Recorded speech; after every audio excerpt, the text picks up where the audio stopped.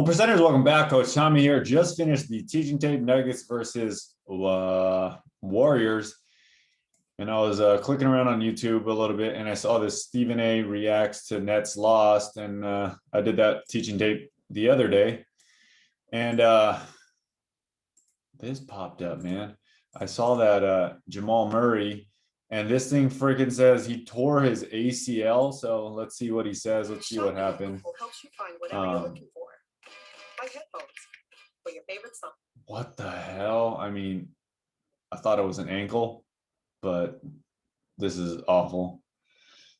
Nuggets fans, man, I feel for you guys. They had everything going for him. Let's see what happens. Oh, there it is. Oh. What does this mean for Denver? Well, I got to tell you, firstly, I was watching the game last night. Oh. So I can finish because I was watching that show Steph Curry was putting on. And I'm such a fan of Jamal Murray. I mean, he's such an unsung hero in the game of basketball. This brother shows up and shows out, average 26.5 points a game in the postseason last year. Shoot 40% from three-point range this year. The brother's a marksman. He can flat out ball, and my heart goes out to him. I'm just hoping and praying that he gets better because the game of basketball is better when he's on the court. Having said all of that, my initial reaction is that it's over. Denver's chances of getting to the finals are ruined. But I will tell you this: upon further inspection, just thinking about it a little bit, Jamal Murray averages 16.5 shots a game. Guess who that means more shots for? Jamal Murray being out means more shots for Will Barton, means more shots for Michael Porter. And I believe in both of those things. I believe in both. When you combine that with the pickup of Aaron Gordon and the fact that you can choose, because remember, it's only one basketball. And you look at Aaron Gordon, he just had to get out of a losing situation in Orlando. He's been happier than the big mud since he got to Denver, okay? And he's just been playing a role and defending and rebounding and helping out the Joker as much as he possibly can. But when you think about Jamal Murray being out, and it's a devastating one, and their chances certainly don't improve without him, but do they have the talent to make up for his absence potentially? Yeah, because we've seen Michael Jordan and Michael Porter ascending, and we know what Barton should do. I wouldn't just rule out that. Again, it's a daunting task not to have your man for the perimeter. We know that Joker's the man, period, and that Jamal is number 2. But I like Barton. I like Porter. And I like Aaron Gordon on this team. And I wouldn't just dismiss him. That much I would say. Stephen, are you okay this morning? Yeah. Kendrick Perkins is the worst. I've been seeing you talking about people that need to be drug tested immediately. You might need to go take one yourself right now. I'm not going to play about you to say that. I'm not going to play about you to say that. I'm not going to get drug tested. I want to say, I was watching Steph Curry in the game last night. He went on his show and doing his thing. And when Jamal Murray went down, I said, you know what? I didn't want to say anything, but I said, that's not good. He tore his ACL. I've been through. And I knew I saw the way that he grabbed his knee, and I saw how he couldn't put no pressure on it. I knew he had tore his ACL just from my experience along with 2010. But I'm going to say this. The Denver Nuggets now are first round exit. Okay? I'm not any first round exit.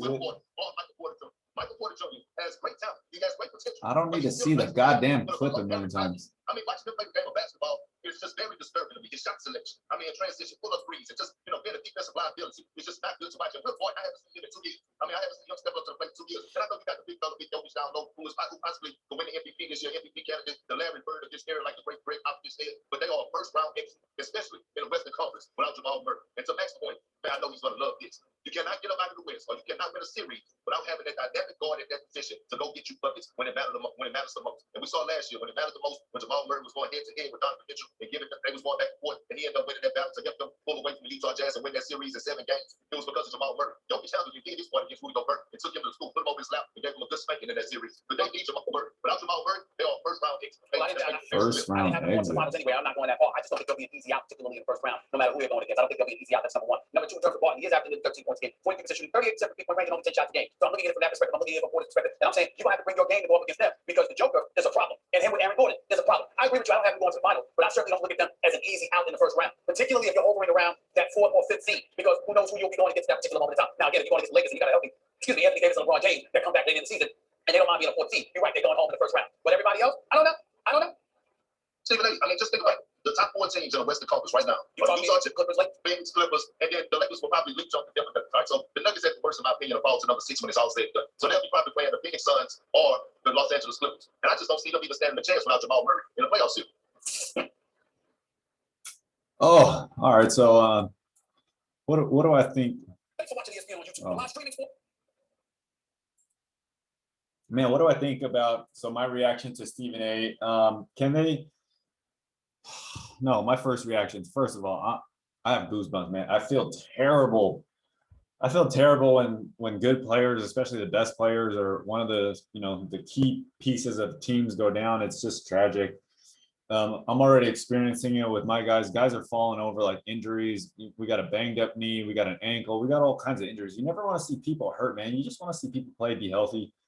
And so it goes back to the number 1 ability in basketball is availability, right? So guys, you got to take care of your body. Number one, you got to be aware if you're pushing too hard, if you're grinding too hard, if you're going 1,000 miles an hour all the time, you're going to break down.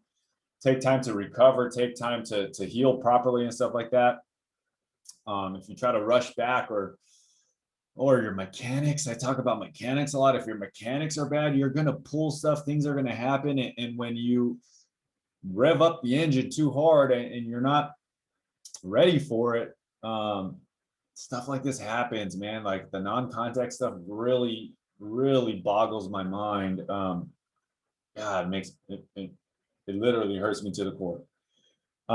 Denver fans, I feel for you guys, man. You were my clear favorite. Now you're definitely not my favorite. I mean, it is wide open. The NBA right now is wide open. You got Kyrie Irving doing all kinds of whatever is going on with him. I saw the clip before this. He's out for personal reasons. James Harden's hurt. KD's in and out. Lakers, AD, LeBron's AD is in and out. LeBron's in and out. Kawhi's in and out. Paul George is in and out. So who do I bet my money on? I guess it's the Utah Jazz and the 76ers, or maybe the Bucks even. The Clippers, is this the year for the Clippers, or maybe even the Suns out of nowhere? But it is wide open. So you can probably play some bets in Vegas on all these crazy odds and get a decent, exciting playoff run for the NBA. But for the Nuggets, how do they come out of this? Will Barton, I made a comment in the teaching tape. Will Barton, he was excited to get Jamal Murray back so he can get more shots up at the rim. So is Will Barton going to slide over and play more playmaker? Even though he's more of a scorer, Jamal Murray is a scorer. So, but he also subs as their substitute playmaker when Jokic isn't there. The biggest problem is when the game gets tight. What do the Nuggets do? So that's going to be the biggest problem. I don't think they'll have too much of a problem winning games without Jamal Murray during the regular season, and in kind of normal games. When it gets tight, it's going to be really, really hard. Campasso and Monte Morris, Will Barton, I don't think they can replace Jamal Murray, man. He's a cold-blooded hooper. Oh, all right. Well, I just feel terrible. Nuggets fans, I feel for you guys. Yikes. Peace.